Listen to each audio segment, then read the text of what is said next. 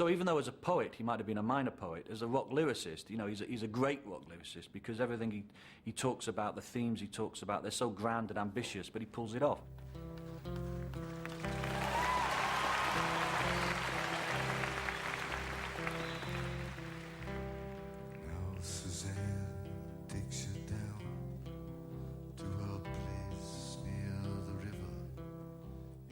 Every time he plays Suzanne, I'm back exactly like the first time I heard it. The way it unfolds, you know, it's got everything in there. It's about Suzanne and Jesus, then about everyone at the end. And she feeds you tea and oranges that come all the way from China. I go around to my friend's house and he does, like, cut up an orange and puts tea out, and it just goes around in my head, and it is beautiful because that's where they come from, and it just gives an idea of the mundane having something really magical.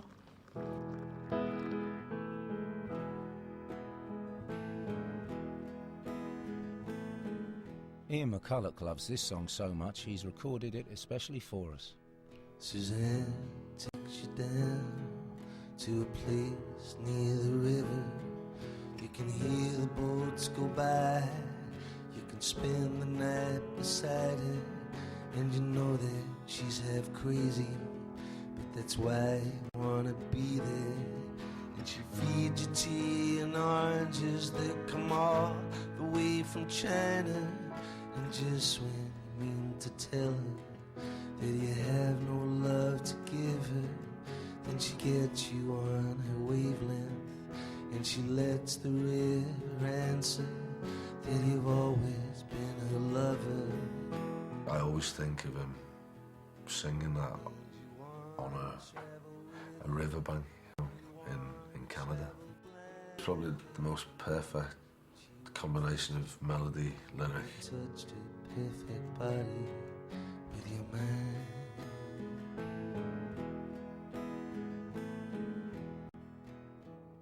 The first time I saw him was in Paris in the mid-70s when I was 21, and I went with a French girlfriend he was always big in France, and she knew him, and he did a bit of it in French because, of course, from Montreal he's got that French connection, and I remember that he wasn't that accomplished really as a performer, and nor did he really pretend to be, but you kind of liked him for that because there was a certain modesty. And then the audience kept wanting him to do encores. And I don't know if it was because he didn't know that many songs, but he did Suzanne 6 times. When I was left, he just started on the 7th. And you want to travel with her. And you want to travel blind, and you know she will trust you, for you touched her perfect body with your mind. This is a true fact about Leonard Cohen. His guitar teacher committed suicide after 3 weeks. Critics have accused his songs of being grim and sombre, and even Cohen once said that his record company should give away razor blades with his records. Well, I hate it when everyone says cut your wrists. I was in a flat, I shared a flat with this girl, and I was having a bath listening to Leonard Cohen, and she's like knocking on the door and banging it down and saying, I thought you were going to kill yourself, I thought you were going to kill yourself. And I just thought, well, next time you're in the bath listening to S Club 7, I'm going to do the same, because I think there's much more reason to be worried. I think the whole thing about Leonard Cohen being depressing probably comes from those initial records, and they are really dark records, actually. And I'm the last person to say that about something, but they are really dark. And it was those early records that gave him the nicknames that have stuck with him for most of his career. The Godfather of Gloom, the Bard of the Bedsit. That was clearly on the surface. This was music for people who were, wore black in their teens, wanted to kill themselves. It was the perfect soundtrack. And he did nothing to dissuade you on that one, but it was darker, funnier, more complicated than that. I'm of the opinion that in some ways Leonard Cohen is the greatest comedian of the 20th century. He's not a light comedian. He's not a kind of light entertainment kind of a guy, but there is a profound wit. Like, I was born like this, I had no choice, I was born with the gift of a golden voice. I was born with the gift of a golden boys. You know, which he blatantly hasn't been. It's comic, I would say, and which doesn't mean that it isn't serious. But I always feel the first thing you do when you listen to a Leonard Cohen record is kind of smile, because there's something that's inherently good-natured about it. We were asked to be on this Leonard Cohen tribute record, and I have these misgivings about the whole tribute kind of thing. But we were in the studio and we went and got pissed in the pub across the road and kind of came back and started playing Tower of Song, just kind of morphing into country and then into sort of punk and then into sort of rap and whatever. And in the end we just sort of edited it down to a 5-minute version. Oh, they tied me to this table right here in the Tower of Song. It's a very playful kind of tribute to the man. You can stick your needles in a voodoo doll. I'm sorry, baby, but it don't look like me at all. I'm standing by the window where the light is strong. They don't let a woman kill you in the Tower of Song.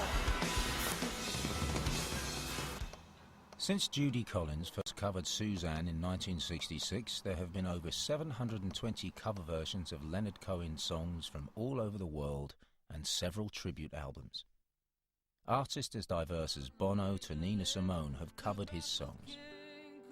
Rufus Wainwright even covered Hallelujah on the first Shrek movie. Hallelujah. Leonard Cohen's a great vocal stylist, shall we say. He's not the greatest singer in the world. And I hope I'm not insulting him or anything, but it does, in an odd way, kind of leave the opportunity for his songs to be covered by other singers. Musically, in Leonard Cohen's songs, it's the simplicity of them. You know, because I guess that gives people a blank canvas. You know, you don't want to cover a song that's been really... that's already been done in a very kind of complex fashion, and it's really hard to kind of find something original to do with it. And I think, yeah, I think what Leonard Cohen's songs are, mostly the production on them is quite bare. I stumbled out of bed. I got ready for the struggle.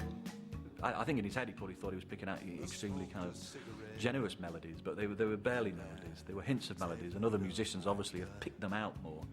I said this can't be me, must be my double. It's almost like he makes demo versions, if you like.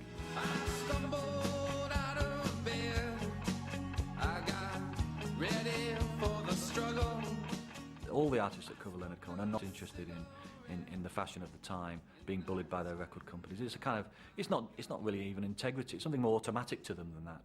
There's not really anything that comes near for being able to sort of step inside lyrics and really immerse yourself in what they mean. You can sing his lyrics and appear to be as wise as him. You know, that's part of the attraction. And she tied you to her kitchen chair, broke your throne and cut your hair, and from your lips she drew the hallelujah, hallelujah,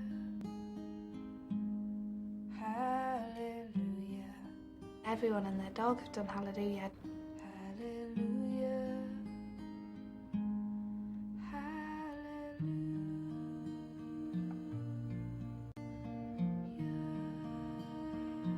But all the years that I've played it and sang it, I do get something different from it each time.